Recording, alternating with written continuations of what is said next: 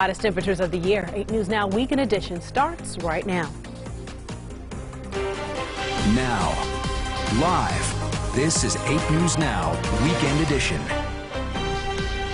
Hey, good morning. I'm Bianca Holman. We're headed into a warming trend. Sally Jaramillo has the details in your most accurate Weather Now forecast.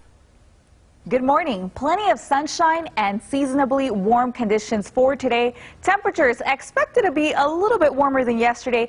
88 degrees, lots of sunshine in store for you.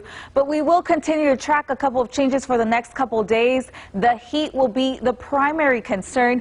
We will show you that we will have an excessive heat watch starting Wednesday all the way into your Friday evening. Las Vegas, you can reach temperatures up to 110 degrees, and you can see Death Valley there with 120 degrees possible. For today, not the problem. 82 degrees by noon, 87 by 3 p.m. Those north winds will stay 10 miles per hour. And coming up in my full forecast, we look to tell you more about the hottest temperatures of the year. Back to you.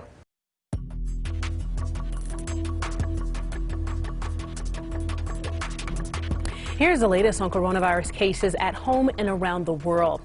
There are 5.3 million cases worldwide. In the U.S., there are now 1.6 million. 97,000 people have died. 361,000 have recovered.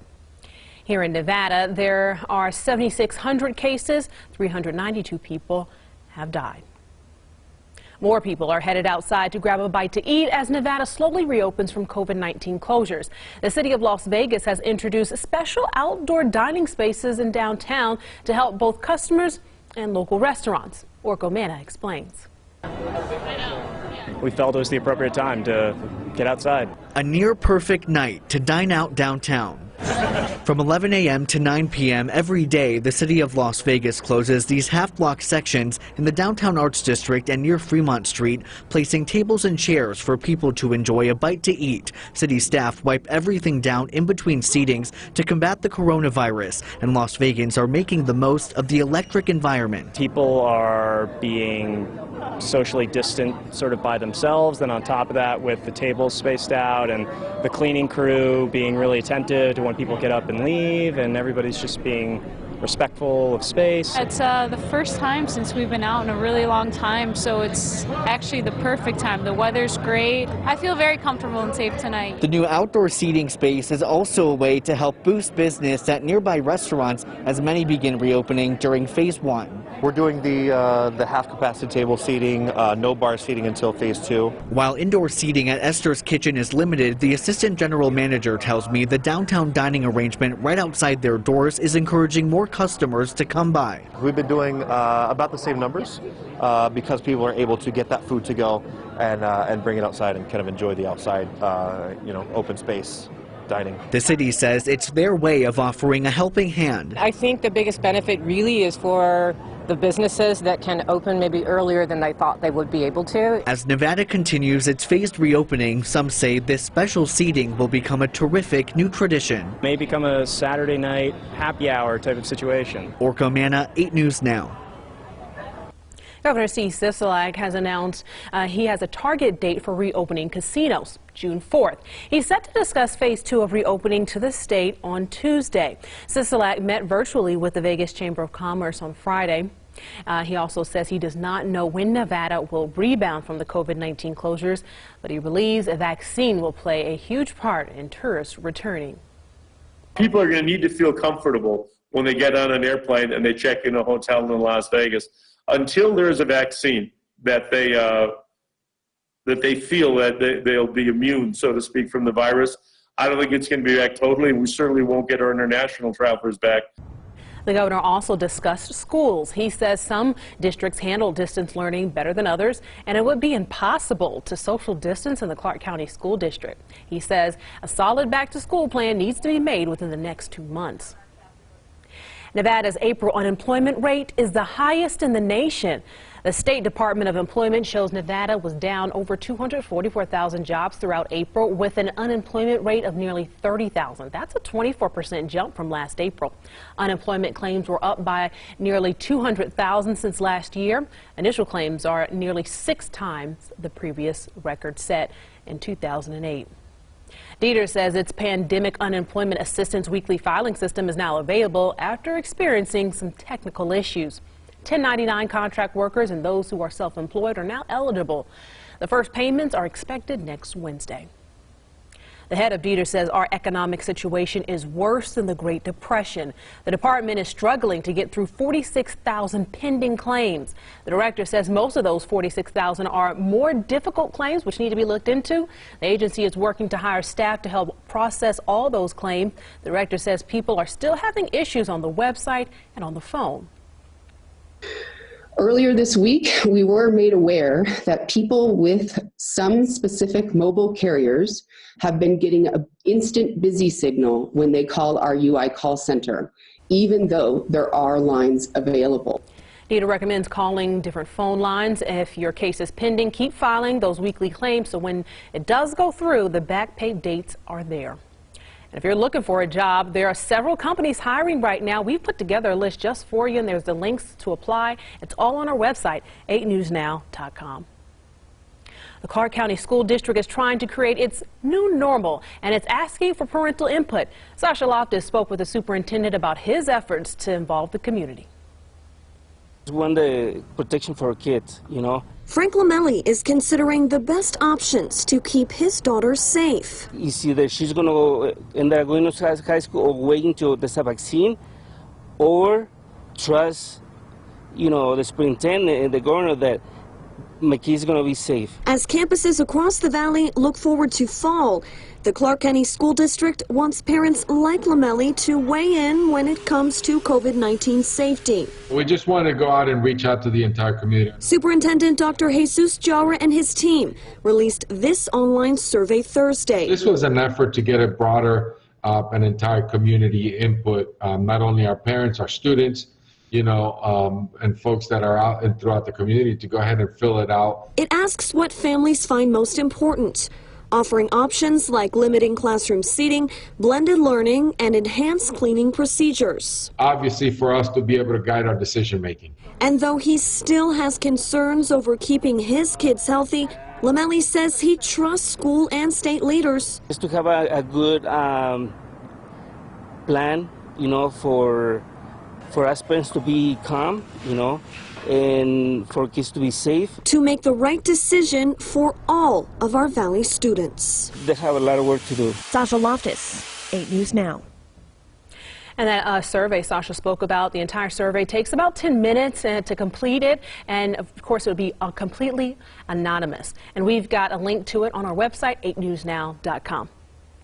Nevada's DMV is rolling out a reopening plan. There's no official reopening date, but the agency plans to only handle services like license renewal and registration applications for the next 30 days. Driving tests, those will not be offered for now. Customers should still go online before going into an office. Coming up, protesting a planned event center at a Las Vegas park. Plus, police searching for the driver that did this, hit several parked cars at an apartment, then drove off. Look at this damage.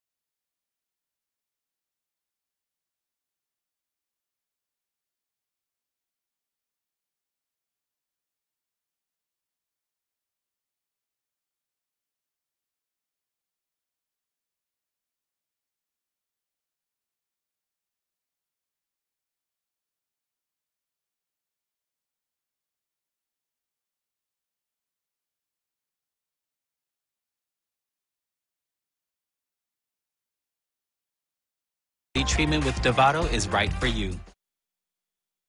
You're watching the Valley's news leader with Bianca Holman, Sally Jaramillo, and John Treach. This is 8 News Now, Weekend Edition. Police are searching for a hit-and-run driver who wrecked several cars in an apartment complex parking lot. It happened Friday at the Stonegate apartment complex near Nellis and Sahara. Someone who lives there sent us this video of the damage. Witnesses say a white pickup truck without a license plate hit the cars and then sped off. 7 cars and a carport were damaged. Mayor Pro Tem Michelle Fiore officially opened an expansion to Floyd Lamb Park on Saturday. It includes 4.2 miles of new mountain bike trails and a BMX pump track. The city's Park and Recreation Director says these new amenities have been in the works since 2003 when the city was preparing to take over the land from the state. The project cost $425,000.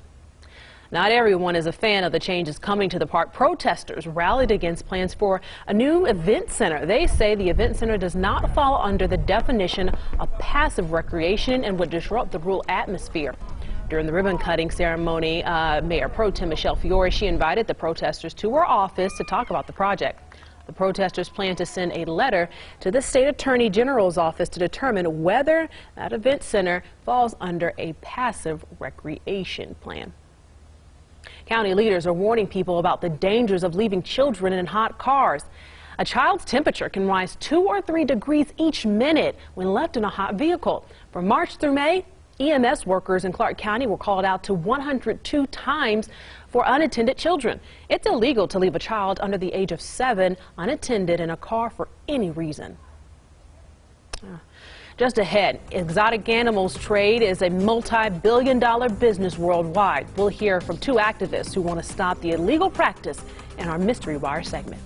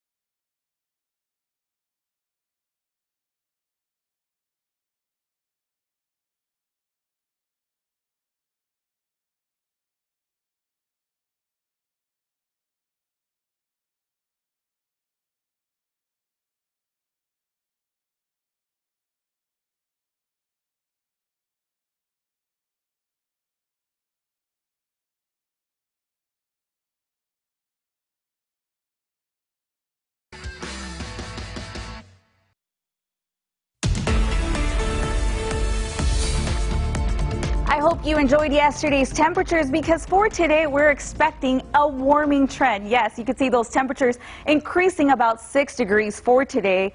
Those lows will show you 65 degrees today. We look to be close to those normal conditions of 92 degrees. That UV index will remain very high for today with that count 9.1 around that 1 o'clock hour. Area of high pressure will continue to be our dominating feature as this will lead us to very hot conditions for the work week. We do show you your radar showing you very clear conditions, mostly sunny conditions, lots of sunshine coming our way, and we're talking the hottest temperatures of the year so far. We will show you with today 88 degrees, by Memorial Day 93 degrees, and then by Tuesday those triple digits return. We're expected to reach a possible 110 by midweek, and Death Valley could reach up to 120. That is how hot it's going to be. Now your wind speeds will show you light and variable conditions for today. Those north winds look to be a little bit breezy for the Searchlight Laughlin area this morning. For Memorial Day, we can see more calmer conditions, but the Colorado River could see more gusts peaking up to 20 to 25 miles per hour. The lakes for today, a gorgeous day of highs of 86 degrees, lots of sunshine with north winds staying 5 to 15 miles per hour. And the mountains, those highs of 68 degrees, lots of sunshine and comfortable conditions. You can see those north winds staying 5 to 15 miles per hour as well. Red Rock, a very beautiful day with highs of 81 degrees. Tonight's lows we do show you 66 degrees, mostly clear conditions with north winds staying 6 to 10 miles per hour. Take a look at how close we are to our normal conditions of 68 degrees. Here are the next 7 days, once again, where we do show you today 88 degrees, increasing to those 90s on Memorial Day. Warmer conditions by Tuesday, and check out these very hot temperatures. Once again, showing you 106, 109, and 108. We have that excessive heat watch starting on Wednesday morning all the way into your Friday evening. Those lows will be in the 70s. Start planning ahead and start drinking plenty of water. And that is your most accurate Weather Now forecast. Back to you. Up next, the exotic animal trade continues to flourish in the United States despite it being illegal. We'll hear from 2 activists working to stop it on our Mystery Wire segment.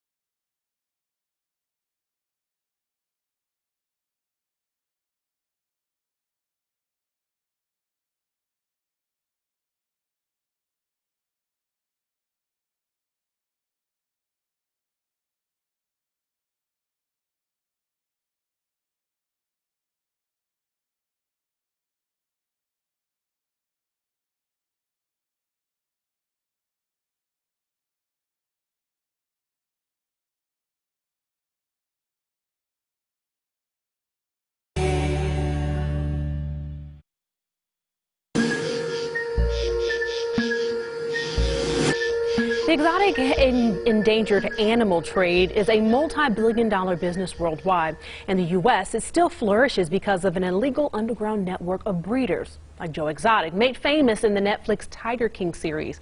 Mystery Wire's George Knapp spoke with two activists working to shut down the breeding and sale of big cats. No one knows for sure how many lions, tigers, ligers, and other exotic animals are lurking in roadside zoos and backyard menageries, but federal officials say there are far more tigers being kept in cages in the U.S. than exist in the wild. We gotta get our tickets. Joe Exotic is one of dozens of big cat breeders. Young tigers are sold for thousands of dollars each, then smuggled across state lines. Most big cats end up spending their lives in cramped, filthy backyard cages. Animal welfare groups and activists are working to close the loopholes and shut down the illicit trade made famous by the Tiger King series. I did touch on also the public safety issue at play. One of Joe Exotic's employees had their arm ripped off. Joe himself has been attacked. This happens even in the accredited zoological institutions. Even the experts get killed. Certainly the roadside zoo owners and the fly-by-night pet owners don't have any business keeping a tiger on their property. Law professor Carney Ann Nasser helped convince federal agencies to focus on shutting down Joe Exotic and is now urging Congress to take action on a wider scale. What is the ultimate lesson from the Joe Exotic soap opera? Animal welfare experts speak to Mystery Wire about the ongoing big cat conspiracy. George Knapp reporting.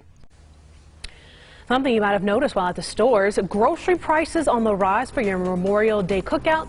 What's causing beef and chicken prices to climb this holiday weekend?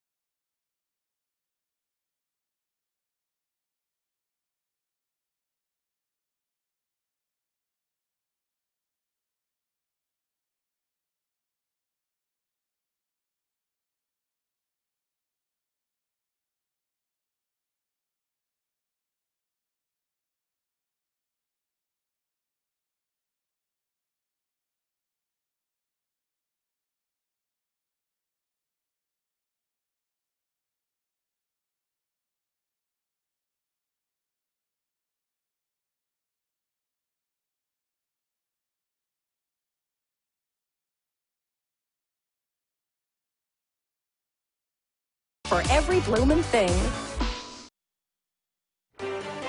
Now, live, this is 8 News Now, Weekend Edition. Burgers and hot dogs for your Memorial Day cookout will cost you more this year. Grocery prices have been going up because of the supply chain disruption as workers get sick and higher demand as more people are eating at home. The price of both fresh and processed beef rose nearly 12% the week ending in May 9th. For fresh chicken, the increase was 7.5%. Uber Eats wants to help your family save some money on food delivery orders. The company is launching a new feature called Family Style Meals. It highlights restaurants that offer a special meal deal or larger portions for multiple family members. The new service will be available at all Uber Eats locations by June. And if you're looking for a fun, socially distanced activity to do today, why not go on a scavenger hunt? May 24th is National Scavenger Hunt Day. If you've never been on one, a scavenger hunt is played by challenging teams to find a list of random items. Some games add an extra challenge by including riddles.